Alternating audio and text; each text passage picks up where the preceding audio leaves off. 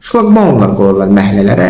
Çox güman ki, məhəllə sakinlərinin özlərinin istəyir ki, bu məhəlləyə başqa maşınlar girməsin, biz rahat parkinq edirik və s.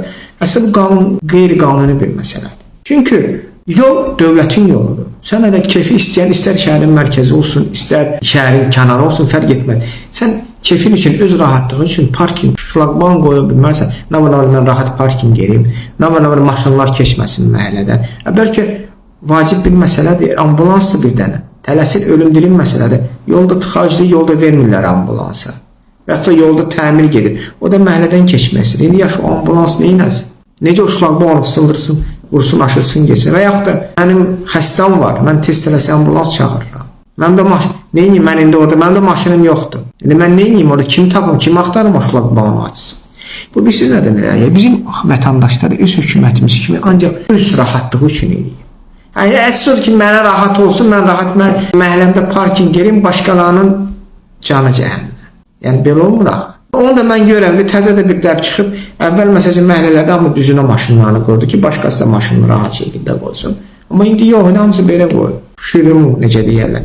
Belə qoyunda da o ən az 2 maşının yerini tutur da, düz qoyub istə gəlsin tutsun. Yox, əsas oldu mənə rahat olsun. Hamısında tank boyda maşınları var. Hamı narazıdır, hamı deyir vəziyyət pisdir, hamı da maşallah baxsan tank boyda maşınları var. Ancaq mənə, yəni mən görəm burada artıq nə ki vətəndaş, heç qonşunu belə həlləmir.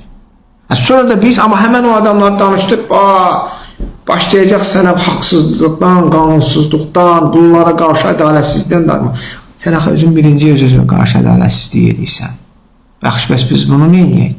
Biz birinci öz-özümüzə qarşı ədalətli olmalıyıq ki, özümüz düzələn, doğru olmalıyıq ki, sonra artıq başımızın üstünə duranları da, səlahiyyətləri də ədalətə, doğruluğa, dürüstlüyə çağıraq, qanunluğa çağıraq, qanunsuzluğa yox. Amma biz qanunsuzluq eləyəndə başımızın üstündə duranlar da eyni cür bizə qarşı onu edəcəkdir. Necə ki, edirlər də. Amma biz bir-birimizə qarşı da, biz də bir-birimizə qarşı bunu edirik. Yəni, hər sahədə mən bunu görürəm. Hər yerdə görmək olar. Məhəllədə, marketdə, fərq etməz. Hər yerdə biz bunu görürük. Taksidə, hər yerdə. Hamını atmaq istəyir, hamını üstələmək istəyir, üzr istəyirəm ifadəmə görə. Hamını minib çapmaq istəyir. Onda bu hökumət də düz edir. Bizi minib çapır. Biz buna layiqıq. Çünki biz özümüz də onlar kimiyik. Sadəcə olaraq pişiyin əli ətə çatmırına deyil ilənmiş ki. Sadəcə əlimiz onların yerində duyuruq durub danışırıq. Amma sabah özümüz onların yerində olsaq, əmin edirəm sizə bu ədalətdən danışanlar var. Ən azı 90-95% bunlar kimi olacaq. Bax, əsas problemimiz də bizim budur. Biz özümüzü düzəltməyənə qədər nə hökuməti, nə dövləti, nə işini də düzəldə bilməyəcəyik.